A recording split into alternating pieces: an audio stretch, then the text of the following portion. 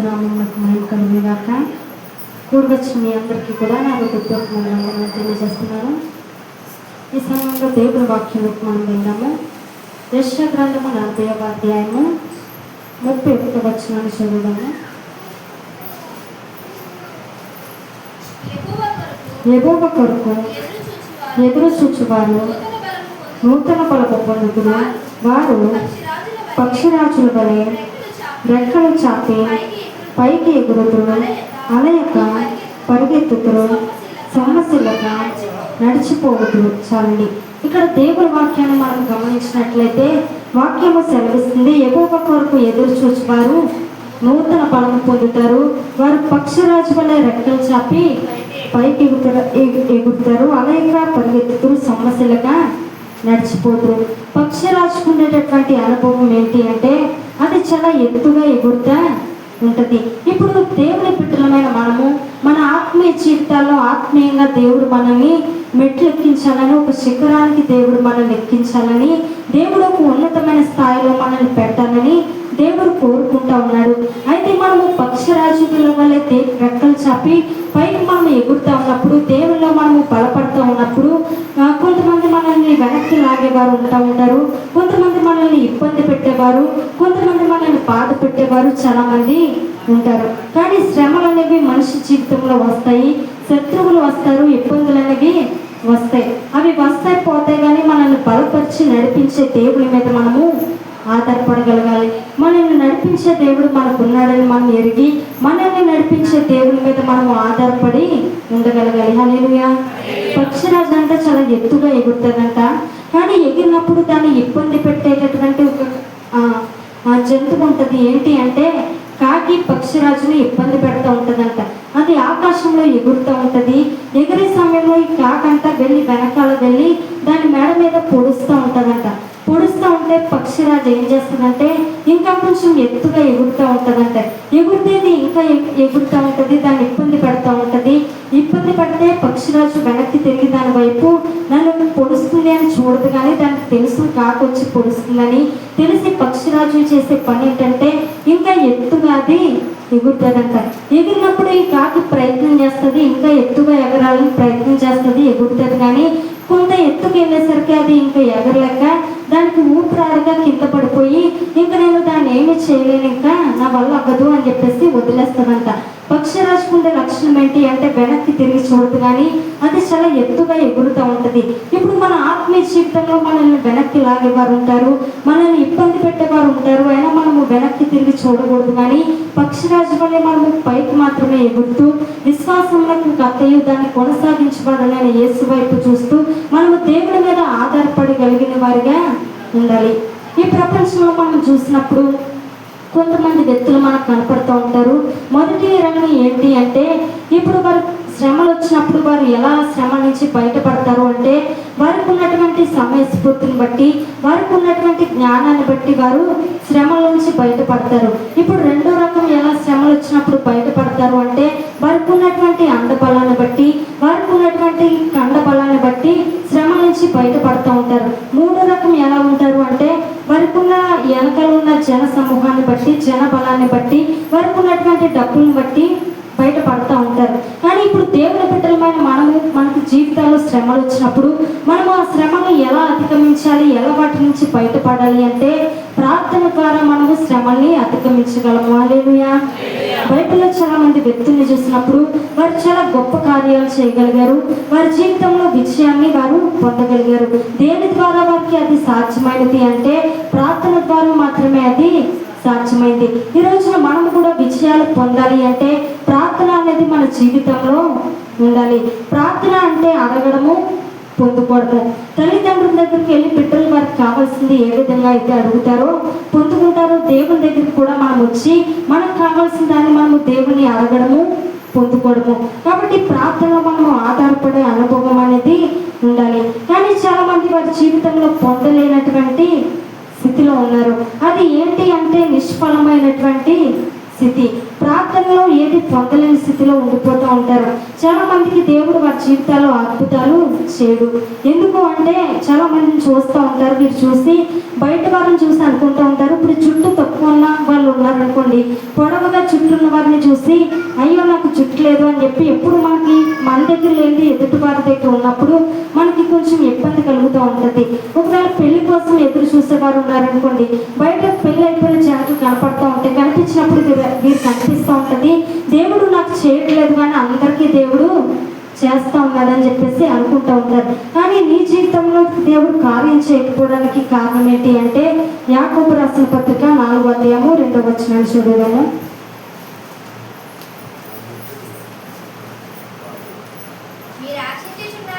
మీరు ఆశించుచున్నారు కానీ మీకు దొరుకుటలేదు, నరహత్య చేయుదురు, మత్సర పడుతురు కానీ సంపాదించుకునలేరు, పోట్లాడుతురు, యుద్ధము చేయుదురు కానీ దేవుని అడగనందున మీకేమీ దొరకదు. చూడండి, ఇప్పుడు మనకి ఎందుకు పొందట్లేదు, మనకి ఎందుకు దొరకట్లేదు అంటే వాక్యము సెలవిస్తూ ఉంది, మీరు దేవుణ్ణి అడగనందున మీరేమి కూడా పొందలేకపోతూ ఉన్నారని దేవుని వాక్యము సెలవిస్తూ ఉంది. మనము దేవుణ్ణి అడగట్లేదు కాబట్టి, దేవుని మీద మనము ఆధారపడట్లేదు కాబట్టి దేన్ని మనము పొందుకోలేని స్థితిలో ఉన్నాం. కానీ దేవుణ్ణి అడిగినప్పుడు దేవుడు మనకు అన్నీ కూడా చేస్తాడంట. ఆయన కొండ మీద ప్రసంగం చేసినప్పుడు మత్తయి సువార్త 7వ అధ్యాయము 10వ వచనంలో ఆయన చెప్తా ఉన్నాడు,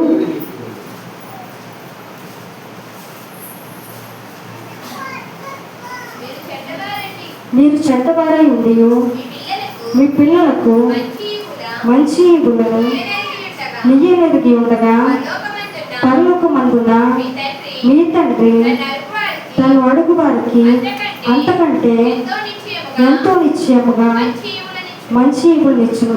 ఇప్పుడు దేవుడు చెప్తా ఉన్నాడు, మీరు నన్ను అడిగితే నేను మీకు ఇస్తానని చెప్తున్నాడు. దేవుడు మంచి ఈవులను ఇస్తానని చెప్తున్నాడు. ఆయన మాట ఇచ్చాడు అంటే మాట తప్పనటువంటి దేవుడు. ఆయన చేస్తాను అన్నాడు అంటే చేస్తాడు, ఇస్తాను అన్నాడు అంటే ఆయన ఇస్తాడు. ఆయన మాట తప్పేటటువంటి దేవుడు కాదు. కొంతమంది నాయకులు ఉంటారు, ఎలక్షన్ వచ్చినప్పుడు చాలా వాగ్దానాలు చేస్తూ ఉంటారు, మాటలు ఇస్తూ ఉంటారు.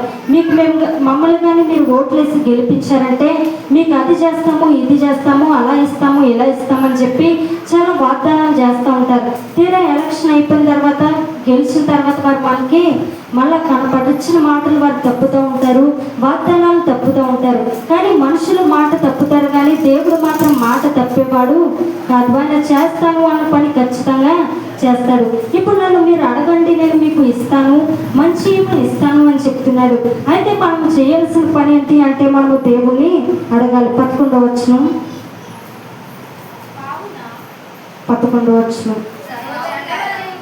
మీరు చెడ్డవారై ఉండి మీ పిల్లలకు మంచి నీయనెరిగి ఉండగా పరలోకమందున మీ తండ్రి తను అడుగు వారికి అంతకంటే ఎంతో నిశ్చయముగా మంచి ఈవునిచ్చును. ఇప్పుడు దేవుడు అంటున్నాడు, మీరు నన్ను అడగండి అంటున్నాడు. మన ప్రార్థనకి దేవుడు సమాధానం ఇస్తాడు. మనం ఏది అడిగినా కూడా దేవుడు చేస్తాడు. అయితే మనము చేయాల్సిన పని ఏంటంటే మనము దేవుని అడగాలి, దేవుని చెంతకి మనము రావాలి. ఆయన సన్నిధికి వచ్చి ఆయన మనం అడిగితే దేవుడు ప్రతిదీ కూడా మనకి చేస్తానంటున్నాడు.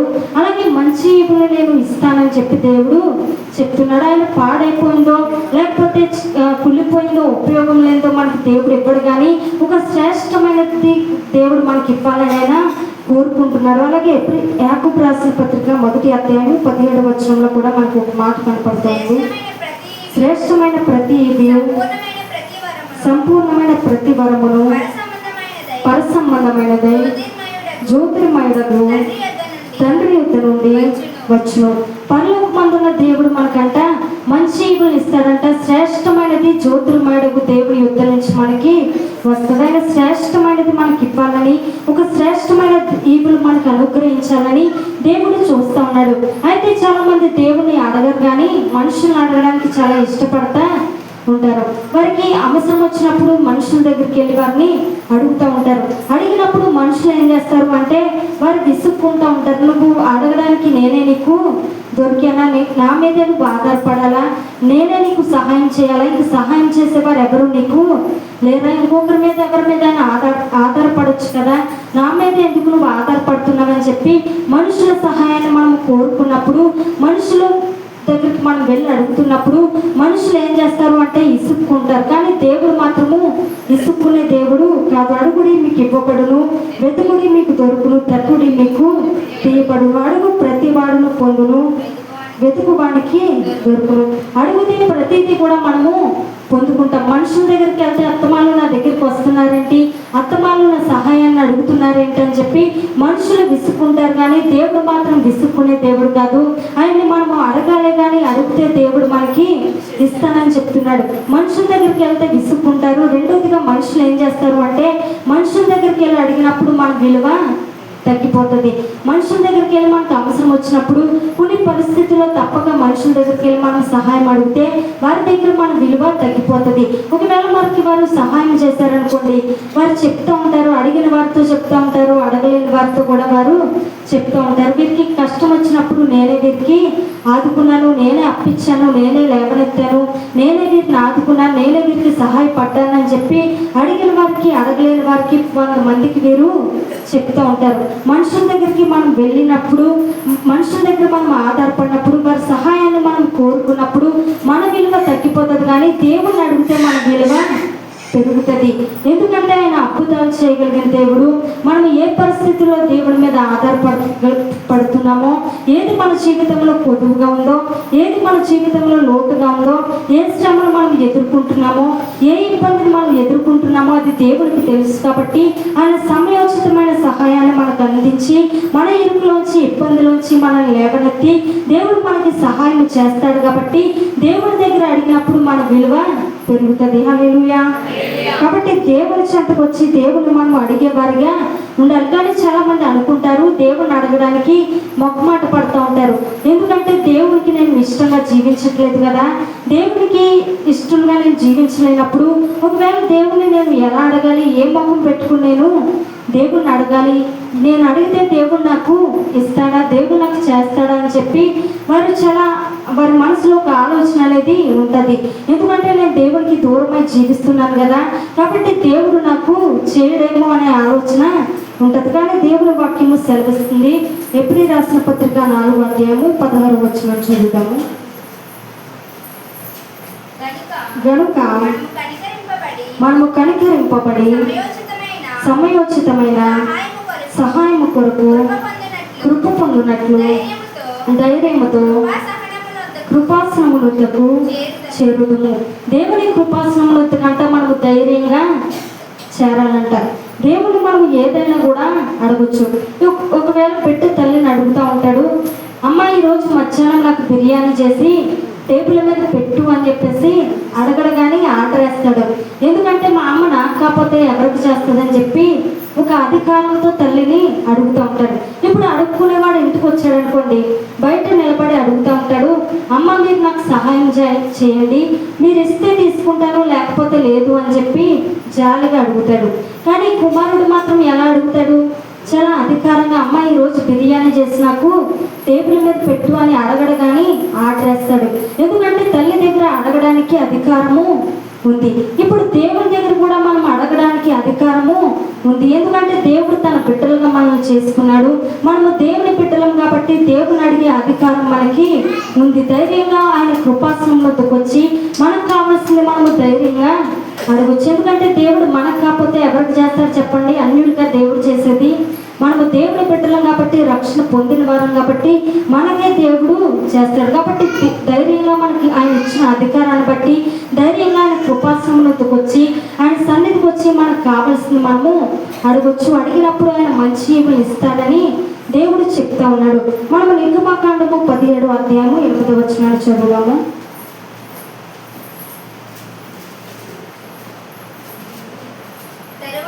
తరువాత అమాలేకీయులు వచ్చి రఫీదీములో ఇశ్రాయేలుతో యుద్ధము చేయగా మోషే యెహోషువతో మన కొరకు మనుషులను ఏర్పరిచి వారు తీసుకుని బయలువెళ్ళి అమాలేకీయులతో యుద్ధము చేయుము. రేపు నేను దేవుని కర్రను చేత పట్టుకుని ఆ కొండ శిఖరము మీద నిలిచదనని. చూడండి, ఇప్పుడు ఇక్కడ కొండ మీద యుద్ధం జరుగుతోంది. యుద్ధం జరిగేటటువంటి సమయంలో ఇప్పుడు మోషే తన తర్వాత నాయకుడు అయ్యేటటువంటి యెహోషువతో చెప్తా ఉన్నాడు, యెహోషువ నువ్వు వెళ్ళి పోరాడు, నువ్వు వెళ్ళి యుద్ధం చెయ్యి, నేను ఈ కొండ మీద ఉండి ప్రార్థన చేస్తాను అని చెప్పి మోషే చెప్తా ఉన్నాడు. చెప్పినప్పుడు మోషే చేతులు ఆకాశం వైపుకెత్తి ప్రార్థన చేస్తా ఉన్నాడు. ఇప్పుడు ఇశ్రాయేలుకి అలాగే అమాలేకీయులకి యుద్ధం జరుగుతోంది. యుద్ధం జరుగుతున్న సమయంలో ఇప్పుడు యెహోషువ ఏమో పోరాడుతూ ఉన్నాడు, యుద్ధం చేస్తూ ఉన్నాడు.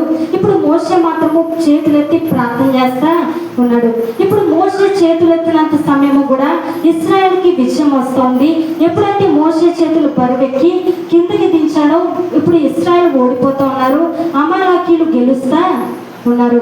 ఇప్పుడు చేతులు పైకెత్తి ప్రార్థన చేయడం దేనికి అంటే విజయానికి సాదృశ్యంగా ఉంది. కాబట్టి మనకు విజయము రావాలి అంటే ప్రార్థన చేయాలి. ప్రార్థన చేస్తూ ఉంటేమో విజయం వస్తుంది, ప్రార్థన మానితే మాత్రము ఓటమి అనేది వస్తుంది. ఇప్పుడు ఈ విషయాన్ని గమనించినటువంటి అహరోను అలాగే మిరియాము భర్త అయినటువంటి ఊరు వీరిద్దరు కూడా అక్కడ ఉన్నారు. మీరు చూస్తూ ఉన్నారు, మోషే చేతులు పైకెత్తినప్పుడేమో విజయం వస్తుంది, చేతులు దించితేమో ఓటమి వస్తుంది. ఇప్పుడు ఇది గమనించిన ఈ ఊరు అలాగే అహరోను వీరిద్దరు కూడా ఎవరు అంటే మోషేకి అహరోను ఏమో అన్న అవుతాడు. తర్వాత ఊరు ఎవరు అంటే మిరియాము యొక్క భర్త, అంటే తన సహోదరి యొక్క భర్త. వీరెవరు బయట వారు కాదు కానీ వీరు కుటుంబీకుల ఇంట్లో వాళ్ళే. ఇప్పుడు వీరిద్దరు కూడా వచ్చి వీరిద్దరు చేసే పని ఏంటంటే ఆ పక్క ఒకరు ఈ పక్క ఒకరు ఇద్దరు నిలిచి వారి చేతులు ఆకాశం వైపుకి ఎత్తి ఇద్దరు కూడా చేతులు బలపరచడానికి సపోర్ట్గా వారిద్దరు కూడా నిలబడతారు. ఇప్పుడు వారు ముగ్గురు కూడా చేతులు పైకెత్తి ప్రార్థన చేస్తూ ఉంటే ఇప్పుడు విజయం అనేది వస్తూ ఉంది. నిజానికి ఒకే కుటుంబంలో ఉన్న ముగ్గురు కూడా కలిసి ప్రార్థన చేస్తున్నారంటే వారి మధ్య ఎంత ఐక్యత ఉంటుందో చూడండి. నిజానికి వారి ఐక్యతను చూసి దేవుడు కూడా ఎంతో సంతోషించి ఉండాలి. నిజానికి అంత ఐక్యత కలిగి వారు పని చేస్తూ ఉన్నారు. 11 వచ్చిన చదువుదాము. మోషే తన చేయి పైకెత్తినప్పుడు ఇశ్రాయేలు గెలిచిరి. మోషే తన చేయి దింపినప్పుడు అమాలేకీయులు గెలిచిరి. ఇప్పుడు చేయి పైకెత్తుతుంటే విజయం వస్తుంది, ఎప్పుడైతే చేయి కిందకు దిగుతుందో ఓటమి వస్తుందని వెరిగినప్పుడు వారు వచ్చి ఆ చేతుల్ని బలపరిచే వారిగా ఉన్నారు. నిజానికి వారి మధ్య మనం గమనించినప్పుడు చాలా ఐక్యత అనేది వారి మధ్య మనకి కనపడతా ఉంది.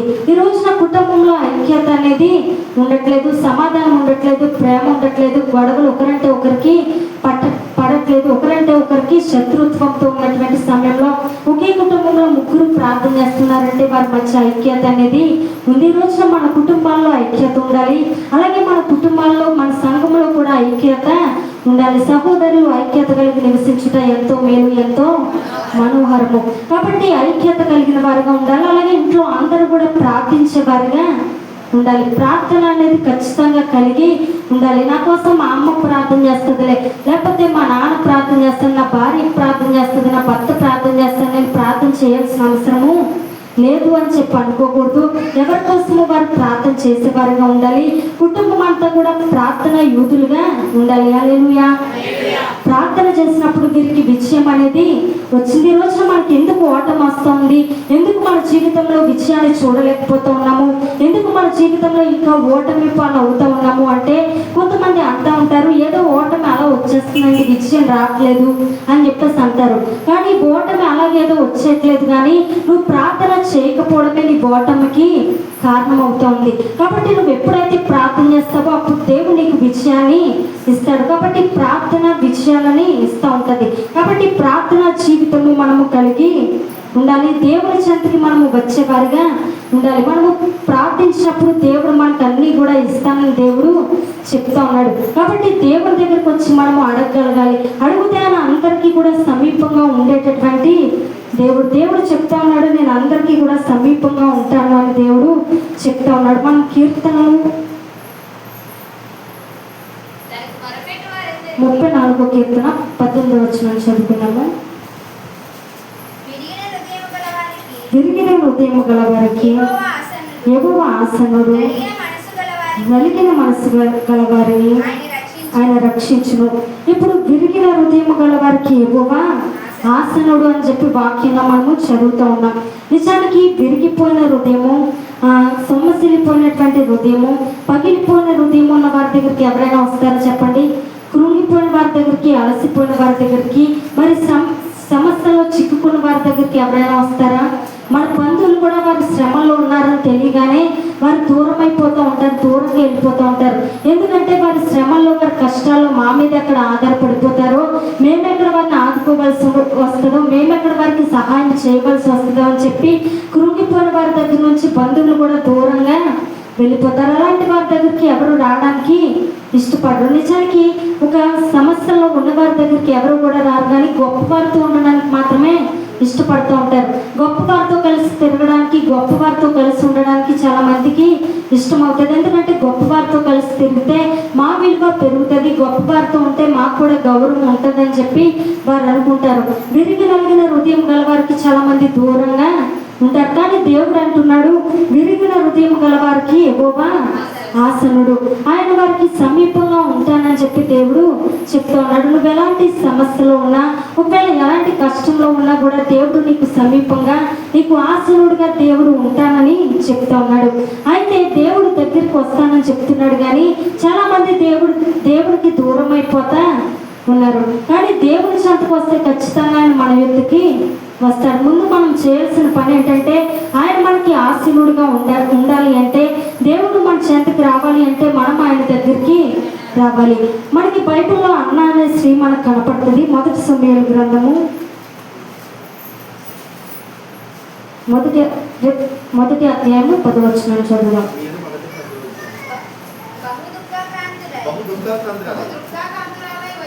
బహు దుఃఖాక్రాంతురాలై వచ్చి యెహోవా సన్నిధిని ప్రార్థన చేయొచ్చు, బహుగా ఏడ్చు.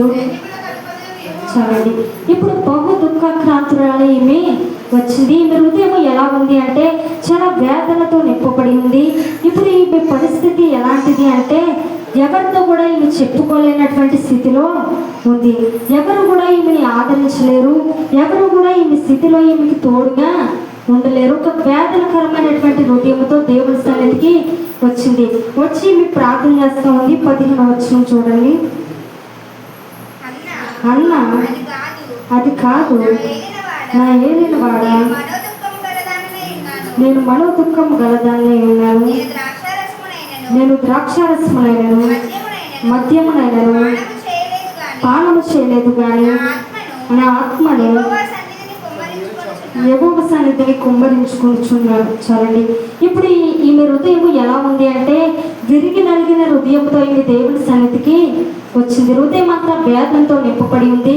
ఈమె హృదయం అంతా కూడా నలిగిపోయిన స్థితిలో, విరిగిపోయిన స్థితిలో ఈమె దేవుడి సన్నిధికి వచ్చి ఈమె ప్రార్థన చేస్తూ ఉంది. ప్రభా, నేను ఈ పరిస్థితిని ఎవరికి కూడా చెప్పుకోలేను. ఒకవేళ ఎవరికి చెప్పుకున్నా ఎవరు కూడా నాకు సహాయము చేయలేరు. మన జీవితాల్లో వచ్చే పరిస్థితులు ఎలా ఉంటాయి అంటే, మనం ఎవరికి కూడా చెప్పుకోలేనటువంటి పరిస్థితులు ఒక్కొక్కసారి మనకి వస్తూ ఉంటాయి. మనకు ఆ పరిస్థితుల్లో దేవుడు తప్ప ఎవరు కూడా సహాయం చేయలేకపోవచ్చు. అలాంటి శ్రమలు వస్తూ ఉంటాయి. మీ జీవితంలో కూడా వచ్చిన శ్రమ ఏంటి అంటే, ఎవరితో కూడా ఈమె చెప్పుకోలేనటువంటి శ్రమ. ఎవరు కూడా ఈమె జీవితంలో ఉన్న లోటుని తీర్చలేరు, ఎవరు కూడా ఈమె స్థితిని మార్చలేరు. అలాంటి శ్రమ ఈమె జీవితంలో వచ్చింది. ఇప్పుడు పెళ్ళి నాకేమో పిల్లలు ఉన్నారు, ఈమెకి మాత్రము పిల్లలు కలగలేని సమయంలో ఆమె విసిగిస్తూ ఉంది. ఆమె సూటిపోటి మాటల చేత ఎంతగానో ఈమె బాధ పెట్టబడతా ఉంది. అలాంటి సమయంలో దేవుడి సన్నిధికి వచ్చి ఈమె ప్రార్థన చేస్తూ ఉంది. ప్రభా, నాకు ఒక మగబిడ్డను దయచేయని చెప్పి ప్రార్థన చేస్తూ ఉంది. ప్రార్థన చేసినప్పుడు దేవుడు ఆమెను జ్ఞాపకం చేసుకున్న తర్వాత సమూయేలు దేవుడు ఆమెకి ఇచ్చాడు. నిజానికి ఆమె సమస్యకి పరిష్కారము దేవుడు ఇచ్చాడు. మనుషుల దగ్గరికి వెళ్తే కన్నీళ్ళు గారిస్తే మన కన్నీళ్ళు పట్టును తుడిచి ఏదో కొంత ధైర్యం చెప్పి పంపిస్తారు, కానీ మన సమస్యకి పూర్తి పరిష్కారం అనేది వారు ఇవ్వలేరు. కానీ దేవుని సన్నిధికి మనం వచ్చినప్పుడు ఏదో ఆ సమయానికి తగ్గట్టుగా ఏదో 2 మంచి మాటలు చెప్పి పంపించేసే దేవుడు కాదు, కానీ మన సమస్యకి పూర్తి పరిష్కారం దేవుడు ఇస్తాడు. హల్లెలూయా. ఇప్పుడు అన్న దేవుని సన్నిధికి వచ్చినప్పుడు ఏదో ఆ సమయానికి తగ్గట్టుగా ఓదార్చి ఆమె కన్నీళ్ళు నుడిచి అమ్మాయి ఎల్లు అని చెప్పి పంపించలేదు, కానీ దేవుడు ఆమెని జ్ఞాపకం చేసుకుని ఆమెకి చక్కని మగబిడ్డని దేవుడు ఇచ్చాడు. ఇచ్చిన తర్వాత ఇప్పుడు ఆ మగబిడ్డను తీసుకుని వచ్చి ఆమె దేవుని సన్నిధిలో దేవునికి అప్పగించింది. అప్పగించిన తర్వాత 2వ అధ్యాయము 21వ వచనాన్ని చూద్దాము. యెహోవా అన్నాను దర్శింపగా ఆమె గర్భవతి అయి 3 కుమారులను 2 కుమార్తెలను కనెను. చాలండి. ఇప్పుడు నిజానికి అన్న అడిగింది, ప్రభు నాకు 1 బిడ్డ కావాలని చెప్పి అడిగింది. కానీ 1 బిడ్డను అడిగితే దేవుడు 5గురిని మళ్ళా దేవుడు ఇచ్చాడు. ఎందుకంటే అమ్మ నువ్వు 1 బిడ్డను అడిగావు, కానీ ఆ బిడ్డను కూడా నువ్వు ఉంచుకోకుండా నాకు తీసుకొచ్చి మళ్ళీ నాకే ఇచ్చేసావు, కాబట్టి ఇదిగో ఈ 5గురిని కూడా నీకు ఇస్తున్నానని చెప్పి ఆమె అడిగిన దానికంటే ఎక్స్ట్రా దేవుడు 5గురిని దేవుడు ఇచ్చాడు.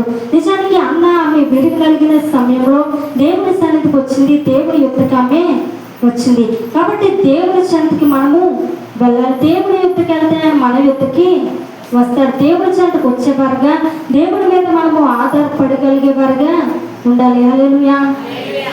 ఒక దేశంలో అంట ఒక రాజు ఉన్నారంట.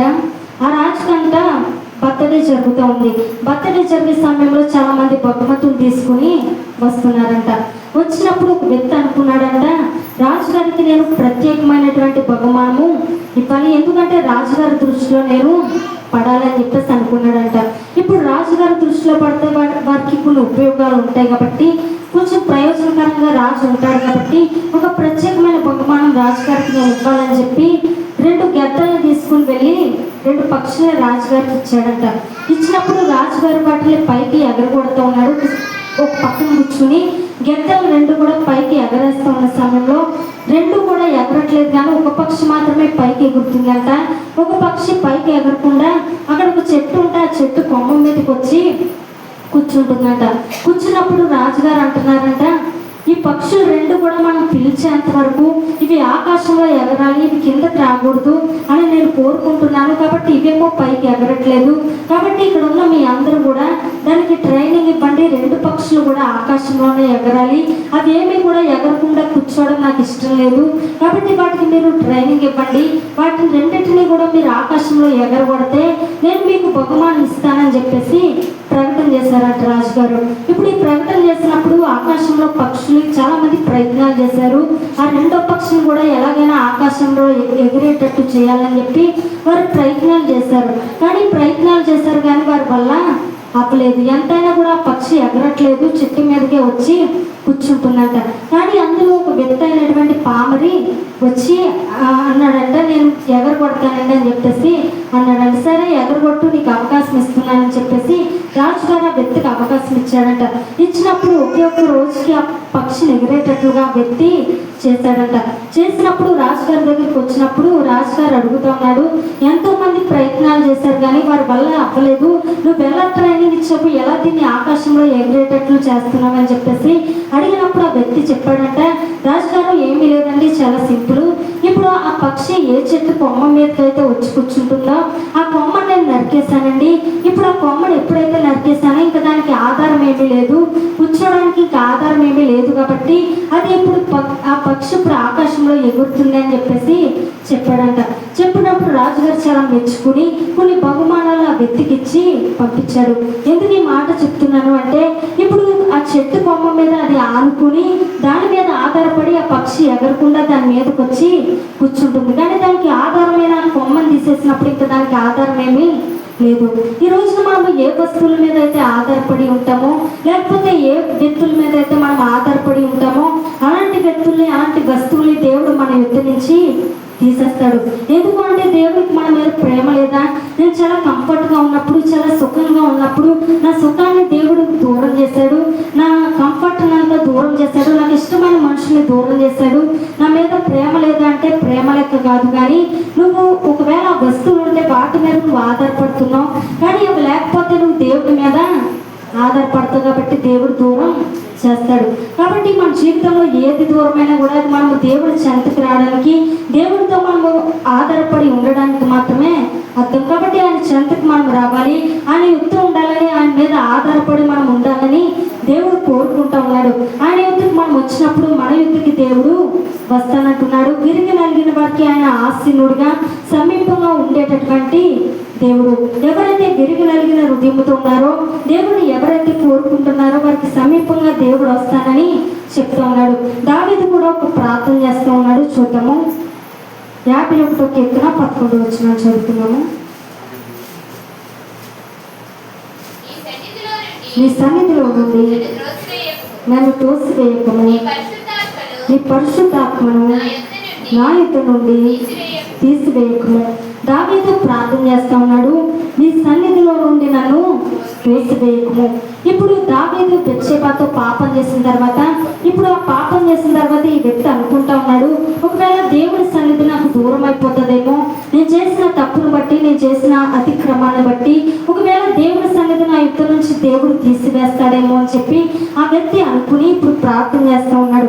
అతనికి ఆశ ఏంటి అంటే ఒక పెద్ద అంతఃపురంలో ఉండాలని అతని ఆశ కాదు, లేకపోతే ప్రభా నా శత్రువుల మీద నాకు విషయం ఇప్పి అని అతను ప్రార్థన చేయట్లేదు. కానీ ఏ ప్రార్థన దావీదు చేస్తా ఉన్నాడు అంటే, నీ సన్నిధిలోంచి నన్ను తీసి వేయకము, నీ సన్నిధి నా నుంచి తీసివేయకు ప్రభా అని ప్రార్థన చేస్తూ ఉన్నాడు. ఒకవేళ బంగారం నా యుద్ధ నుంచి తీసివేయబడినా, ఒకవేళ రాజ్యము నా యుద్ధ నుంచి తీసివేయబడినా, ఒకవేళ డబ్బు నా యుద్ధ నుంచి తీసివేయబడినా, దాన్ని నేను ఎలాగైనా సంపాదించుకోగలను, మళ్ళా తిరిగి దాన్ని నేను ఎలాగైనా తెచ్చుకోగలను. కానీ ప్రభా నీ సన్నిధి నాకు దూరం అయిపోతే, నీ సన్నిధి నా యుద్ధ నుంచి తీసివేయబడితే మళ్ళా దాన్ని నేను తిరిగి సంపాదించుకోలేను, మళ్ళా అది నాకు తిరిగి రాదు అని చెప్పి దావీదు శ్రేష్టమైన ప్రార్థన చేస్తున్నాడు. ప్రభా నీ సన్నిధి నా యుద్ధ నుంచి తీసివేయకు అని ప్రార్థన చేస్తున్నాడు. అలాగే మరొక మాట కూడా అంటూ ఉన్నాడు. 52వ కీర్తన 8వ వచనం. నేనైతే దేవుని మందిరములో పచ్చని ఒలీవ చెట్టు వలె ఉన్నాను, నిత్యము దేవుని కృపయందు నమ్మిక ఉంచుచున్నాను. దావీదు అంటా ఉన్నాడు, నేనైతే దేవుని సన్నిధిలో పచ్చని ఒలీవ చెట్టు వలె ఉన్నాను. ఇప్పుడు వారు ఎలా పోతే పోనకు, వారి గొడవ నా గొడవ, వాళ్ళ గొడవ వీళ్ళ గొడవ నాకొద్దు, వాళ్ళు ఎలాగైనా ఉండని. కానీ ప్రభా నేనైతే నీ సన్నిధిలో పచ్చని ఒలీవ చెట్టు వలె ఉన్నాను. కానీ మనం కూడా మనుషుల చేత పోల్చుకుంటూ ఉంటాం. ఏంటంటే లోకంలో ఉన్న వారిని చూసి వారితో మనము పోల్చుకుంటూ ఉంటాం. వారు ఎలా ఉన్నారు, వీరు ఎలా ఉన్నారు, నేను ఎలా ఉంటే ఏంటన్నట్లు మనుషులతో లోకంలో తిరిగే వారితో చూసి వారితో మనము పోల్చుకుంటా ఉంటాం. పులిని చూసి నక్క వాత పెట్టుకున్నట్లు ఒక రోజంతా అడవిలో పులి ఉందంట. పులిని చూసినప్పుడు అందరూ కూడా చాలా భయపడిపోతూ ఉన్నారు. అందరూ కూడా భయపడి వణుకుతూ ఉన్నారు. వణుకుతూ ఉన్నప్పుడు నక్క అనుకుందంట, అప్ప పులిని చూసి అందరూ కూడా ఎంత భయపడిపోతూ ఉన్నారు, అదంటే ఎంత భయం అందరికీ కూడా, పులికి ఎంత గౌరవం ఇస్తూ ఉన్నారు, కాబట్టి నేను కూడా పులిలా మారిపోవాలని చెప్పి ఒక పొయ్యి దగ్గరికి వెళ్ళి ఒక కట్టెని తీసుకుని దానికి వాతలు పెట్టుకోవడం మొదలు పెట్టిందంట. వాతలు పెట్టుకుంటే దాని చర్మం కాలిపోతుంది, కానీ పుల్ల మారగలుగుతుందా చెప్పండి? నక్క పుల్లే అవుతుంది అసలు? కాబట్టి నక్క పులిని చూసి నక్క వాతలు పెట్టుకున్నట్లుగా చాలా మంది లోకంలో ఉన్న లోకస్తుని చూసి వారెలాగా వీరెలాగా లోకంలో ఉన్న వారితో మనము పోల్చుకుంటూ ఉంటాం. దేవుడి బిడ్డలమైన మనము వారితో వీరితో పోల్చుకోవడానికి అవకాశము లేదు. ఇశ్రాయేలు నీ భాగ్యం ఎంత గొప్పది, యెహోవా రక్షించిన నిన్ను పోలిన వారెవరని దేవుని వాక్యము సెలవిస్తుంది. కాబట్టి దేవుడు రక్షించాడు, దేవుడు మనల్ని ప్రత్యేకపరుచుకున్నాడు, దేవుడు మనల్ని ఏర్పాటు చేసుకున్నాడు.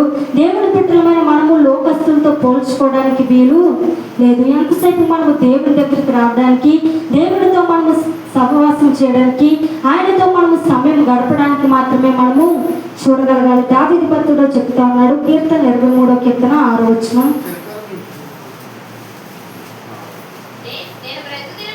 నేను బ్రతుకుదినములని కృపాక్షేమములే నా వెంట వచ్చును, చిరకాలము యెహోవా మందిరములో నేను నివాసము చేసేదను.